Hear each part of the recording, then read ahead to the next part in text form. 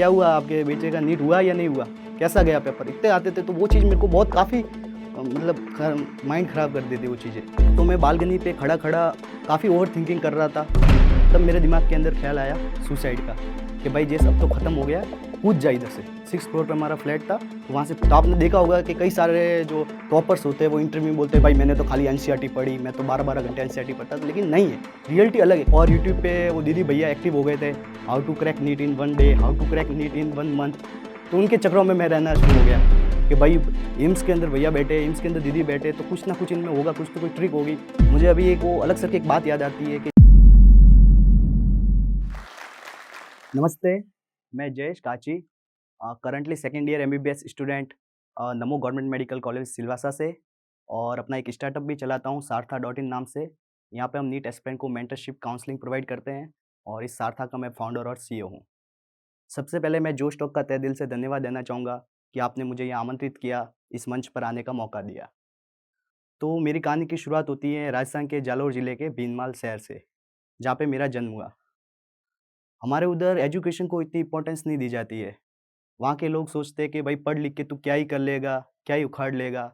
तो वहाँ के जो बच्चे होते हैं बस 10th पास आउट करके अलग अदर्स स्टेट के अंदर बिज़नेस करने या फिर प्राइवेट जॉब करने, नौकरी करने चले जाते हैं। हमारे मारवाड़ी में उसे बोलते हैं कि भाई सोरान देसावर मिलो प्रो, या फिर मतलब जो बाहर भेज देते हैं बिज़नेस करने के लिए। पढ़ाई में इतना इंपॉर्टेंस नहीं दिया जाता उधर। लेकिन मेरी फैमिली का ऐसा पॉइंट ऑफ व्यू बिल्कुल नहीं था। मेरे पापा ने शुरू से लेकर नर्सरी क्लास से लेकर मेरे को कोचिंग तक बेस्ट से बेस्ट देने की प्रोवाइड पूरी कोशिश की उन्होंने। मेरी फैमिली में हम 5 लोग हैं, पापा, मम्मी, मैं, छोटा भाई और दादी। पापा प्रिंटिंग का वर्क करते हैं, जो hospital files, calendar, box printing वगैरह ये काम करते हैं। तो 8 तक तो मैं बिल्कुल पढ़ने में बिल्कुल ज़ीरो था, कुछ समझ में नहीं आता था, ठीक है पढ़ते थे, स्कूल जाते थे, आते थे। फिर हमारे उधर 9-10 के लिए कोई बढ़िया ढंग की स्कूल नहीं हुआ करती थी उस टाइम। तो फिर जो बच्चे जो होते थे पास के शहर में या कहीं बाहर चले जाते थे। तो फिर मैंने भी 9-10 के लिए हमारे पास के शहर एक सुमेरपुर है, तो वहाँ पे एडमिशन लिया, और वहाँ से मैंने 9-10 की। तो वहाँ पे हमारे एक सीनियर थे, चिराग भाटी करके, तो उनका उस टाइम एम्स पटना में सिलेक्शन हुआ था। तब जाके मुझे पता चला कि भाई नीट जैसी भी कोई चीज़ होती है, ये एग्ज़ाम क्रैक करना पड़ता है। ये एग्ज़ाम क्रैक करके आपको मेडिकल कॉलेज में एडमिशन मिलता है, इससे आप डॉक्टर बनते हो। और उन समय उनके जो फ़ोटोज़ होल्डिंग जो होते हैं, पूरे कैंपस के अंदर रोड्स पे हर जगह लगे रहते थे, हर जगह लगे थे। तब जाके मुझे रियलाइज़ हुआ यार अपन को भी कुछ करना चाहिए इनकी तरह। उनके वो जो फ़ोटोज़ थे उसमें मैं अपने आप को विज़ुअलाइज़ करता था। सोचता था यार अपना भी फ़ोटो उस जगह होगा, मैं भी एक दिन उस जगह आऊँगा। तो फिर अब फाइनल हो गया था कि मेरे को बायो ही लेनी है, नीट की प्रिपरेशन करनी है। तो उस टाइम एक हवा चल रही थी, नीट मतलब कोटा। अगर आपको नीट क्रैक करना है तो कोटा ही जाना पड़ेगा, कोटा जाए बिना नीट क्रैक नहीं होती। तो फिर बस सभी की तरह मुझे भी कोटा फैक्ट्री भेजने का फ़ैसला लिया गया। तो उस टाइम जो हमारे भिनमाल से डायरेक्ट कोटा के लिए ट्रेन नहीं थी, तो फिर अहमदाबाद से ट्रेन थी, और पापा का थोड़ा बिज़नेस अप डाउन अहमदाबाद से भी होता था, तो फिर मैं भी पापा के साथ अहमदाबाद चला गया था उस दिन। फिर देखा अहमदाबाद में इधर भी कोचिंग है, और क्यों ना सोचा इधर भी एडमिशन लिया जाए। तो उस टाइम हमारे भिनमाल से डायरेक्ट कोटा के लिए कोई ट्रेन नहीं थी। तो अहमदाबाद से ट्रेन थी, और पापा का बिज़नेस थोड़ा अप डाउन अहमदाबाद से होता था, और तो मैं भी एक दिन अहमदाबाद चला गया पापा के साथ, और उधर से हम कोटा जाने वाले थे। फिर देखा एलन इधर भी है, क्यों ना इधर ही एडमिशन ले ले, और ऑलमोस्ट फैकल्टी वगैरह सब सेम ही थे। क्योंकि घर वालों को कहीं न कहीं ये डर था कि बच्चा ट्रैक ना चूक जाए या गलत संगति में ना पड़ जाए, तो वो मेरे साथ ही रहना चाहते थे इस प्रिपरेशन फ़ेज़ के अंदर। तो फिर फाइनलाइज़ हुआ कि हम अहमदाबाद के अंदर ही कोचिंग करेंगे, और फिर पूरी फैमिली भी मेरे लिए उधर अहमदाबाद शिफ्ट हो गई। पापा ने अपना बिज़नेस भी अहमदाबाद में शिफ्ट किया, हम मम्मी भी उधर ही शिफ्ट हो गए, भाई भी की स्कूलिंग भी उधर भी होने लगी, और हम एक रेंटेड हाउस में शुरुआत में रहने लगे। फिर फाइनली हमने अहमदाबाद के अंदर मेरी कोचिंग शुरू हुई, एलन अहमदाबाद से। शुरुआत में नया-नया जोश था, अच्छा लग रहा था, नए-नए लोग थे, और पढ़ रहे थे थोड़ा बहुत, क्योंकि जो हम 10th से पढ़ के आए थे, जो साइन थीटा, कॉस थीटा जो बेसिक कनेक्ट हो रहा था, ऐसा लग रहा था कि भाई नीट सिंपल ही है, कुछ नहीं है, हलवा ही है। तो बस फिर पहला हमारा माइनर टेस्ट हुआ, जिसके अंदर मेरे मार्क्स आए 360 आउट ऑफ 720। तो लगा यार कुछ इतना ही, कुछ पढ़ा ही नहीं है, बिल्कुल नहीं पढ़ के भी तू 360 ले आया, और नीट में तो अभी 2 साल है, तो आराम से कर लेगा, फालतू अभी से इतना क्यों लोड ले रहा है। तब फिर मैंने नीट को ढीला छोड़ दिया, और उस टाइम एंड्रॉइड मोबाइल हाथ में आया था, तो वो मोबाइल की लत। तो फिर शुरुआत में नया-नया जोश था, नए-नए लोग थे, और अच्छा लग रहा था। फिर हमारी कोचिंग एलन अहमदाबाद में शुरू हुई, और शुरुआत में जो बेसिक थे हम 10th तक जो पढ़ के आए थे वही थोड़ा बहुत कनेक्ट हो रहा था, साइन थीटा वगैरह, तो अच्छा लग रहा था, ऐसा लग रहा था हो ही जाएगा, नीट तो हलवा ही है। तो फिर हम अहमदाबाद में शिफ्ट हो गए और फाइनली मेरी कोचिंग शुरू हुई 11th की। शुरुआत में नया-नया जोश था, नए-नए लोग थे, अच्छा लग रहा था क्योंकि जो हम पढ़ के आए थे 10th तक जो साइन थीटा वगैरह बेसिक वही कनेक्ट हो रहा था, तो अच्छा लग रहा था। फिर ऐसे ही थोड़ा बहुत पढ़ते थे और बाकी टाइम ठीक है, टाइम पास ऐसे ही हो जाता था, दोस्तों से बात करते थे, नए-नए लोग मिले थे। फिर पहला हमारा माइनर टेस्ट गया जिसके अंदर मेरे मार्क्स आए 360 आउट ऑफ 720। तब लगा तूने तो यार बिल्कुल कुछ पढ़ा ही नहीं था और अभी तो 2 साल बाकी है और इतने में तू 50% मार्क्स ला लिया तो नीट तो आराम से ही हो जाएगा, नीट तो हलवा ही है। तो बस फिर वहीं से ही मेरी नीट प्रिपरेशन एकदम ढीली पड़ने लग गई और उस टाइम मेरे को एंड्रॉयड मोबाइल पहली बार हाथ में आया था, तो नया-नया चस्का लग गया था। एंड्रॉयड मोबाइल पे सोशल मीडिया पे इंस्टाग्राम, यूट्यूब, फेसबुक्स पूरे दिन रात वही चलाता था। रात को 3-3 बजे तक मैं वही मोबाइल देख रहा हूँ और बस इसी तरह फिर सुबह उठते ही चले जाते थे कोचिंग, आते थे, जाते थे, आते थे। बस यही चलता था, बस यही चलता था। फिर धीरे-धीरे मेरे मार्क्स कम होने लगे। मोबाइल और ढीला छोड़ने की वजह से मेरे मार्क्स कम होते गए। जैसे कि पहले अब जहाँ 350 आ रहे थे, वहाँ से अब 200 आए, 250 आए, 150 आए। अब मार्क्स मेरे एवरेज 150 से 200 होने लगे और इसी तरह 11th की कोचिंग पूरी मेरी खत्म हो गई। फिर माइनर टेस्ट पूरे हो गए, सिलेबस हमारा पूरा हो गया, उसके बाद हमारे इधर होते हैं मेजर टेस्ट, मतलब जितना 11th में तुमने पढ़ा है उसका फुल सिलेबस टेस्ट होता है। तो मैंने पहला मेजर टेस्ट दिया जिसके अंदर मेरे मार्क्स आए 82 आउट ऑफ 720। मतलब आप समझ सकते हो कि जहाँ बच्चे 600 प्लस ला रहे हैं, 650 ला रहे हैं बैच के बच्चे, वहाँ पे तू 82 मार्क्स ला के बैठा है। 11th पूरी तरह से मेरी बर्बाद हो चुकी थी उस टाइम। मतलब पूरा 1.5 लाख पानी में जा चुका था। अब बारी थी 12th की। सोचा 11th में जो मिस्टेक की है वो इस बार नहीं करेंगे, तो इस बार सही तरीके से प्रिपरेशन करके एक बढ़िया मेडिकल कॉलेज लेंगे, नीट फोड़ के ही रहेंगे इस बार। तो इस बार मैंने मेहनत करना शुरू की, लेकिन इस सही डायरेक्शन के अंदर मैं नहीं कर पाया। मैं काफ़ी इर्रिलेवेंट चीज़ें पढ़ने लग गया, जैसे जो कोचिंग मॉड्यूल के अंदर दी जाती है फालतू चीज़ें जो अभी करंटली नीट क्रैक करने के लिए ज़रूरी नहीं है, वो चीज़ें भी पढ़ने लग गया। किसी ने ये बुक रेफ़र कर दी, यूट्यूब पे इसका वीडियो देख लिया, इसने बोला ये बुक करो, उसने बोला ये बुक करो, वो बुक खरीद लेते थे, अलग-अलग बुक्स खरीदता था बस। कुछ पढ़ता वगैरह नहीं था, बस खाली कुछ का कुछ मतलब फालतू पढ़ने लग गया उस टाइम में। तो बस उस टाइम भी ज़्यादा मेरा 11 से स्कोर इम्प्रूव नहीं हुआ, बस यही रहता था कि जहाँ पे 250 थे अब 300 के आस-पास जाते थे। 250 300 प्लस माइनस 50 मार्क्स यही रहते थे। फिर इस तरह पूरी 12th भी मेरी उधर हो गई। फिर 12th में कोचिंग खत्म होने के बाद जहाँ पे मेरी 9-10 की स्कूलिंग हुई, वहाँ पे मेरी डमी स्कूल भी चल रही थी, तो बोर्ड्स आ गए थे, तो बोर्ड्स के लिए कुछ दिन पहले मैं उधर सुमेरपुर में गया था। तो वहाँ पे देखा वहाँ के जो लोकल बच्चे होते हैं वो बोर्ड्स के सारे डेरिवेशन जितनी भी बोर्ड की चीज़ें होती है वो सारी रट के बैठे और मेरे को तो भाई मैं ठहरा नीट का आदमी, मेरे को बोर्ड का कुछ आ ही नहीं रहा है, डेरिवेशन वगैरह भी कुछ समझ में नहीं आ रहे। तो ऐसा लगा तू नीट के चक्कर में कहीं बोर्ड में फेल ना हो जाए। अगर बोर्ड में तू फेल हो गया तो किसी को मुँह दिखाने लायक नहीं रहेगा। तो फिर नीट को तो रख दिया साइड में और आ गए बोर्ड पे। फिर दिन रात एक करके 12th बोर्ड की प्रिपरेशन की और फाइनली बोर्ड निकल गई 80-82 परसेंटेज के साथ मेरी। फिर उस समय इंडिया के अंदर कोविड ने एंट्री ले ली थी। जितने भी जो ऑफलाइन हमारे सेंटर थे वो सारे बंद हो चुके थे और फिर तो मैं जो हमारा कोचिंग सेंटर था बोर्ड्स के बाद तो उधर मैं नहीं जा सका क्योंकि सारे सेंटर बंद थे, तो ऑफलाइन टेस्ट वगैरह देना बंद हो गया था। और उस टाइम फिर नीट पोस्टपोन का ड्रामा शुरू हो गया था। 1 महीना पोस्टपोन, 2 महीना पोस्टपोन, तो फिर एक मज़ा नहीं आ रहा था पढ़ने के अंदर। और यूट्यूब पे वो दीदी भैया एक्टिव हो गए थे, how to crack NEET in 1 day, how to crack NEET in 1 month. तो उनके चक्करों में मैं रहना शुरू हो गया कि भाई एम्स के अंदर भैया बैठे, एम्स के अंदर दीदी बैठे, तो कुछ ना कुछ इनमें होगा, कुछ तो कोई ट्रिक होगी। बस उनके चक्करों में मैं पड़ गया और अपना टाइम वेस्ट करता था। और उस टाइम फिज़िक्स से तो मेरा बिल्कुल कोई पाला था ही नहीं, फिज़िक्स तो मैं बिल्कुल पढ़ता नहीं था। ठीक है, उस टाइम थोड़ा बहुत एनसीईआरटी, बायोलॉजी पढ़ता था और थोड़ा बहुत केमिस्ट्री के इम्पोर्टेंट करता था। कुल मिला के खाली एनसीईआरटी, बायोलॉजी करता था और ऐसे करते-करते फाइनली वो नीट का दिन भी आ गया जो 12th के साथ मैं दे रहा था। तो नीट का मेरा पहला अटेम्प्ट हो चुका था जिसके अंदर मेरे 392 मार्क्स आए थे और अब जितने भी जो ऑफलाइन कोचिंग्स हो या फिर जितने भी कॉलेजेस हो, तो सारे तो बंद हो चुके थे। तो सोचा क्यों ना एक ड्रॉप और लिया जाए, खुद को एक मौका और दिया जाए। लेकिन उस टाइम जो ऑफलाइन कोचिंग थे वो सारे बंद थे और तो फिर उस टाइम अलग सर फिज़िक्स वाला सर ने अपना यकीन बैच लॉन्च किया था, तो उसके अंदर मैंने एनरोल कर लिया और उनके साथ लग गया।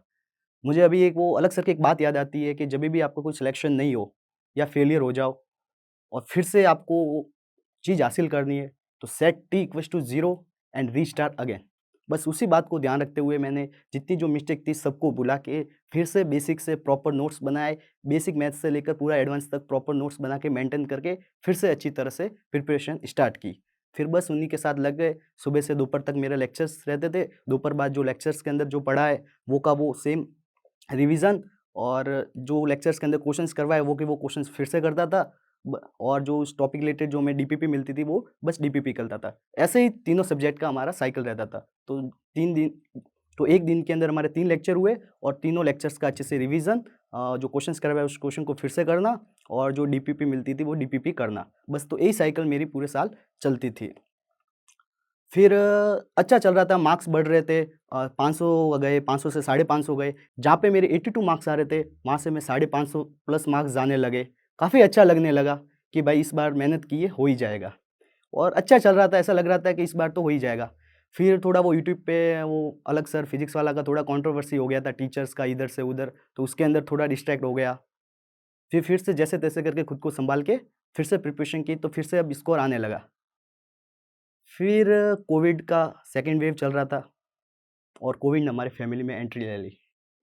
सबसे पहले मुझे कोविड हुआ, मेरी पूरी बॉडी पेन, साँस लेने में तकलीफ़, अलग से आइसोलेट हो गया रूम में। अलग से रूम में रहता था, पापा अलग से खाना देते थे। फिर 2-3 दिन बाद पापा को भी कोविड हो गया। पापा ओवरथिंकिंग करने लग गए। उस टाइम सेकंड वेव थी, डेथ ज़्यादा हो रही थी। तो जो सिटी के लोग थे वो गाँव जाना ज़्यादा प्रेफ़र कर रहे थे। तो हम भी फिर अपने गाँव राजस्थान गए। उधर फिर मम्मी को भी कोविड हो गया। मम्मी को तो बहुत हालत सीरियस हो गई एकदम, मतलब बोल नहीं सकता इतनी हालत सीरियस हो गई थी, पूरी एडमिट थी। तो नीट से अब नाता टूट गया था। अब सोचा नीट तो गया इस बार भी, कुछ नहीं होगा इस बार, रहने दे भाई तू। सबसे पहले हेल्थ होगी तो ही सब करेंगे। तो भगवान की कृपा से लकीली हम हेल्थ रिलेटेड प्रॉब्लम सॉल्व हो गए। लेकिन अब नीट को खाली 40 से 50 दिन बचे थे। अब इस 40 से 50 दिन के अंदर मैंने कुछ चैप्टर्स बचे थे जिनको एक बार भी नहीं पढ़ा था, वो भी फिर से पढ़ना और पूरा रिवीजन करना सिलेबस का, part test, full syllabus test कुछ भी नहीं था, वो सारा इसके अंदर मेरे को करना था। तो सबसे पहले मैं सिलेबस पूरा किया, सिलेबस पूरा करके जो पार्ट टेस्ट थे उसके जो उसका शेड्यूल होता है पार्ट टेस्ट का, उसके अकॉर्डिंग रिवीजन किया और फिर full syllabus test 5-6 full syllabus test दिए, तो 550 से 570 मार्क्स ऐसे आ रहे थे, 580 ऐसे आ रहा था। पर अंदर एक डाउट हो रहा था क्योंकि कोविड ने टाइम वेस्ट कर दिया या काफ़ी चीज़ों में मैं उलझ गया था, जिसकी वजह से एक सेल्फ डाउट हो रहा था इस बार नहीं होगा, होगा नहीं होगा। बट ठीक है, फिर फाइनली नीट का वो दिन आ गया, नीट की एग्ज़ाम देने गए, बायो काफ़ी सिंपल आई, तो उस बायो को काफ़ी सिंपल को देख के मैं थोड़ा हाइपर हो गया। पेपर कर रहा हूँ, क्वेश्चन हो रहे, क्वेश्चन हो रहे, क्वेश्चन हो रहे, तो बायो काफ़ी सही जगह जा रही थी मेरी। ऐसा लग रहा था इस बार तो मतलब 700 पार कर ही देंगे। कर रहा था, जैसे ही बायो गया एकदम ओवर कॉन्फिडेंस हुआ। केमिस्ट्री आई तो केमिस्ट्री में फिर से थोड़ा धीमा हो गया, थोड़ा बहुत किया, ठीक है वो भी ठीक चल रहा था। फिर जैसे ही फिज़िक्स आई, एकदम माइंड ब्लैंक हो गया। कुछ समझ में नहीं आ रहा है कि भाई क्या करना? मैं सिली मिस्टेक कर रहा हूँ, प्लस माइनस की मिस्टेक कर रहा हूँ, साइन थीटा, कॉस थीटा की बेसिक इक्वेशंस में मैं मिस्टेक कर रहा हूँ। तब लगा कि यार जेस गया इस बार भी पेपर। उस पेपर के अंदर मैं मार्क्स कैलकुलेट करने लग गया कि भाई बायोलॉजी से इतने आ जाएँगे, केमिस्ट्री से इतने आ जाएँगे, फिज़िक्स से इतने आ जाएँगे तो हो जाएगा, होगा नहीं होगा, होगा नहीं होगा, वो चीज़ में मैं पड़ गया। फिर टाइम तो चलता गया, टाइम हो गया पूरा, पेपर दे के बाहर आए और मैं एक और पेपर हो गया, पेपर दे के बाहर आए, तो मेरे तो फिर पेपर फाइनली हो गया, पेपर दे के बाहर आए, तो काफ़ी मैं खुश नहीं था क्योंकि पेपर मुझे पता है बिगड़ा तो है, कहीं न कहीं बिगड़ा है। तो मुझे देखकर फैमिली भी दुखी हुए, घर पे आए, शांत था, मैं अकेला ही शांत रह रहा था। फिर अपना एक पर्सनल रूम है, तो वहाँ पे जो बालकनी है, वहाँ पे खड़ा-खड़ा सोच रहा था। तो मेरे अंदर जितने भी जो मैंने मिस्टेक की पूरे साल, जो-जो गलतियाँ दोहराई, जहाँ पे मैंने मक्कारी की, वो सारी चीज़ें मेरे माइंड के अंदर घूमने लगी और ऐसा लग रहा था कि जेस अब तो सब खत्म हो गया, तूने 3 साल बर्बाद कर दिए, अब कुछ होना नहीं है। तेरे साथ वाले कई मेरे साथ वाले ऐसे हैं, जो कॉलेज के अंदर ऑलरेडी एस्टेब्लिश है और मैं अभी 12th पास आउट हूँ। और कई जनों के तो कॉल भी आते थे कि क्या हुआ आपके बेटे का नीट हुआ या नहीं हुआ? कैसा गया पेपर? इतने आते थे तो वो चीज़ मेरे को बहुत काफ़ी मतलब ख माइंड ख़राब कर देती वो चीज़ें। तो मैं बालकनी पे खड़ा-खड़ा काफ़ी ओवरथिंकिंग कर रहा था। तब मेरे दिमाग के अंदर ख़्याल आया सुसाइड का, कि भाई जेस अब तो ख़त्म हो गया है, कूद जा इधर से। 6th फ्लोर पे हमारा फ्लैट था, तो वहाँ से कूदने का मन कर रहा था। फिर खुद को सँभाला और सोचा नहीं जेस, तू जहाँ डॉक्टर बन के लोगों की जान बचाने चला है, वहाँ तू खुद की जान कैसे ले सकता है? अपने अपने लिए नहीं तो एटलीस्ट अपनी फैमिली के लिए तो यार जी। पर मैं फिर ड्रॉप भी लेना नहीं चाहता था क्योंकि इन चीज़ों से मैं कंटाल गया था, बार-बार वो का वो चीज़ पढ़ना, लोग आगे जा रहे हैं, मैं इधर का इधर ही बैठा हूँ। तो अब फाइनल हो गया था कि भाई ड्रॉप तो लेना नहीं है। तो अदर कोर्स क्या लेंगे, बीएमएस वगैरह लेंगे, फिर देखते हैं। फिर मार्क्स रिजल्ट आया, मार्क्स बने मेरे 582 मार्क्स बने, काउंसलिंग की, तो इसके अंदर गवर्नमेंट मेडिकल कॉलेज की लास्ट कट ऑफ गई 596 और मेरे मार्क्स थे 582। मतलब 2-3 क्वेश्चंस की वजह से मेरा एक गवर्नमेंट मेडिकल कॉलेज मिलने से चूक गया। आप देख सकते हो कितना बॉर्डर पे जाके हालत ख़राब हो गई। फिर सोचा कि अब तो बीएमएस वगैरह ही लेंगे, पर उस टाइम मेरे को राजस्थान के अंदर एक सेमी गवर्नमेंट मेडिकल कॉलेज मिल रही थी, जहाँ पे हमारी फ़ीस होती है एंटायर एमबीबीएस की 30 से 40 लाख उधर फ़ीस होती थी। उस टाइम पापा ने अपना नया-नया खुद का फ्लैट लिया था हमने अहमदाबाद के अंदर। तो पापा बोले कि एक काम कर, तू राजस्थान में अपने सेमी गवर्नमेंट मेडिकल कॉलेज ले ले, एमबीबीएस ले ले, अपन अपना फ्लैट बेच देते हैं, तेरी एमबीबीएस करवा देते थे। पर मैं नहीं चाहता था यार कि पापा ने अपनी इतनी मेहनत करके अपना एक फ्लैट लिया और मैं इसे बिकने दूँ। और मैं एक प्रेशर भी नहीं लेना चाहता था, ताकि क्या एक पैसे देकर एमबीबीएस करने में वो फीलिंग नहीं जो एक गवर्नमेंट कॉलेज से एमबीबीएस करने में फीलिंग होती है। तो वो मैं नहीं करना चाहता था। तो फिर अब बीएमएस लेने का ही फैसला लिया गया कि भाई बीएमएस ही अपन करेंगे। फिर बीएमएस की काउंसलिंग में थोड़ा बहुत टाइम था और तो सोचा क्यों ना पापा के बिज़नेस में भी हेल्प की जाए। तो पापा जो हॉस्पिटल फाइल प्रिंट करते हैं तो उनको अलग-अलग हॉस्पिटल जाना पड़ता है ऑर्डर्स के लिए। तो फिर मैं सोचा कि आज पापा की हेल्प करते हैं, बैग लेके मैं चल दिया हॉस्पिटल, अलग-अलग हॉस्पिटल ऑर्डर लेने। तो वहाँ जाके मुझे रियलाइज़ हुआ कि भाई मुझे नीट फिर से करना है। क्योंकि कुछ डॉक्टर का ऐसा रवैया, ऐसा बिहेवियर पेशेंट्स और हमारे प्रति ऐसा बिहेवियर था, जिसे देखकर मैं सहन नहीं कर पाया। मैंने बोला इस जगह पे मैं भी बैठूँगा। तो फिर लग गए, घरवालों को मनाया कि भाई अब 6 महीने बचे हैं, एक बार फिर से मौका दे दो, अब नहीं तो कभी नहीं। लास्ट थर्ड जो होगा देखा जाएगा। तो फिर बस घरवालों को मना के शुरू की अपनी प्रिपरेशन, फिर से वही ऑनलाइन प्रिपरेशन चालू की। इस बार जो मैंने काफ़ी सारी जो रिस्ट्रिक्शन वगैरह थे, जो गलतियाँ की थी, वो फिर से नहीं दोहराई और इस बार मैंने एक नया एक्सपेरिमेंट किया मिस्टेक नोटबुक का। मिस्टेक नोटबुक में एक्चुअली जो छोटी-छोटी 10-10 रुपए वाली जो नोटबुक्स आती है, वो काफ़ी सारी मैंने 10 एक नोटबुक डाली। उस नोटबुक के अलग-अलग सेक्शन के अंदर मैंने चैप्टर लिख लिए, 2-2 चैप्टर के अलग-अलग सेक्शन बना दिए। अब पूरे साल उस चैप्टर रिलेटेड जो भी क्वेश्चंस मेरा रॉन्ग होगा, तो उस मिस्टेक नोटबुक के अंदर मैं लिखता था। अब जब भी वो चैप्टर फिर से टेस्ट में आएगा, तो मैं वो उस मिस्टेक बुक के क्वेश्चंस देख लेता था कि मैंने कौन से क्वेश्चन मिस्टेक किए या कौन सा क्वेश्चन इंपॉर्टेंट था जिसमें मैं लिख उस नोटबुक में लिखा था, तो ताकि वो अच्छे से रिवीजन करने में हेल्प करे। और पढ़ रहे थे, काफ़ी अच्छा लग रहा था, स्कोर भी बढ़ रहा था, स्कोर भी 600 प्लस मार्क्स आने लगे थे, 610, 605 ऐसे मार्क्स रह रहे थे।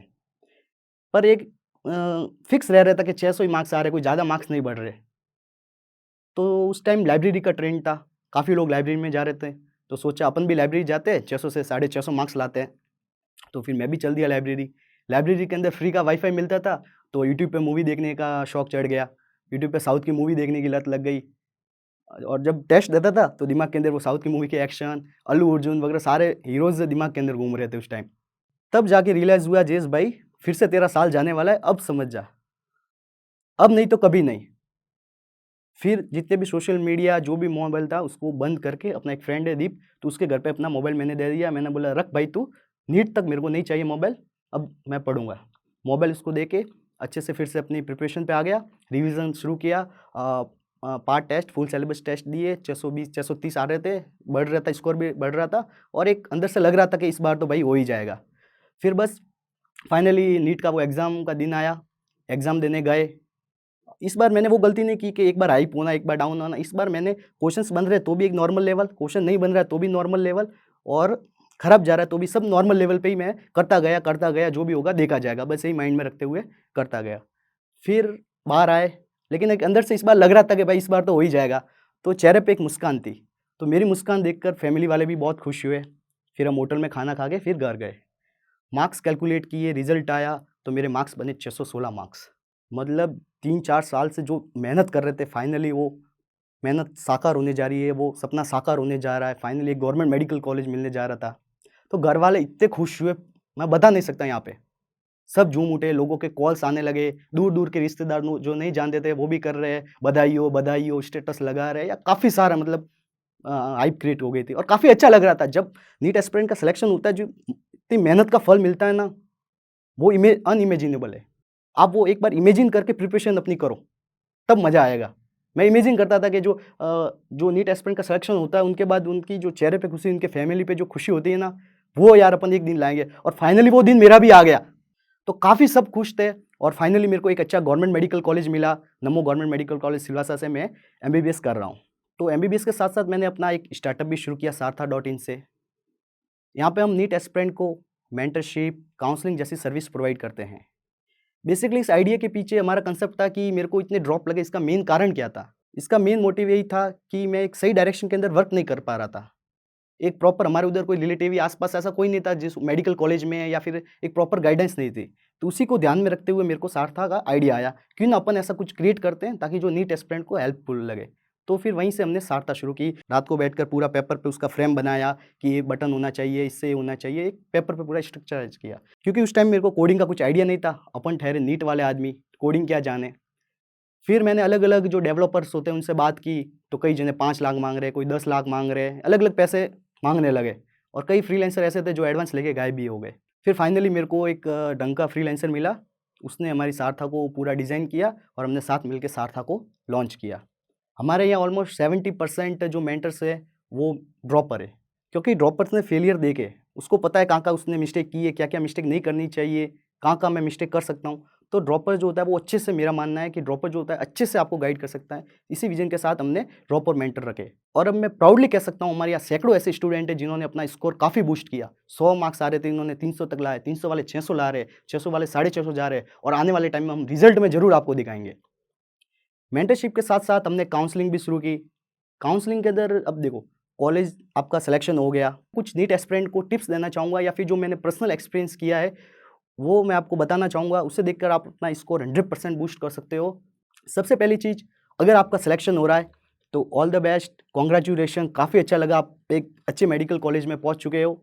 अगर आपका सिलेक्शन नहीं हो रहा है और ड्रॉप लेने वाले हो, तब एक बात दिमाग में रखो, set T equals to 0 and restart again. मतलब जो पुराना पढ़ा है सबको भूल जाओ, फिर से बेसिक से पढ़ो, ऐसा समझो कि तुम्हें कुछ आता ही नहीं है। फिर से बेसिक से प्रॉपर वही नोट्स बनाओ, सारे लेक्चर्स अटेंड करो और इसी तरह प्रिपरेशन अपनी शुरू करो।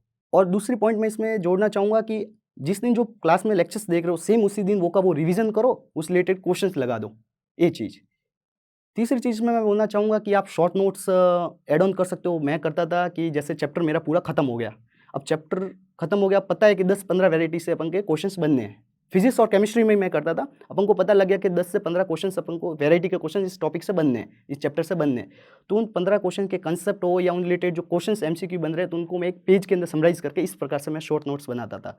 अब जब चैप्टर वो टेस्ट के अंदर फिर से वो चैप्टर आने वाला होता था, तो मैं वो शॉर्ट नोट्स देख लेता था, तो इससे काफ़ी बूस्ट मेरे को मिलता था, स्कोर एक अच्छा आता था। तो ये भी आप एक ट्राई कर सकते हो। फिर एक चौथी चीज़ मैं बोलना चाहूँगा कि पीवाईक्यूज़ पे स्टिक रहे। लास्ट वो 34-35 ईयर की जो पीवाईक्यूज़ की बुक आती है, तो वो आप लगा सकते हो फिजिक्स और केमिस्ट्री के लिए। बायोलॉजी के अंदर काफ़ी सारे पीवाईक्यूज़ होते हैं जो आउट ऑफ एनसीईआरटी होते हैं, तो वो अभी करने की ज़रूरत नहीं है, उन्हें छोड़ दो, फालतू उनमें टाइम वेस्ट नहीं करना है।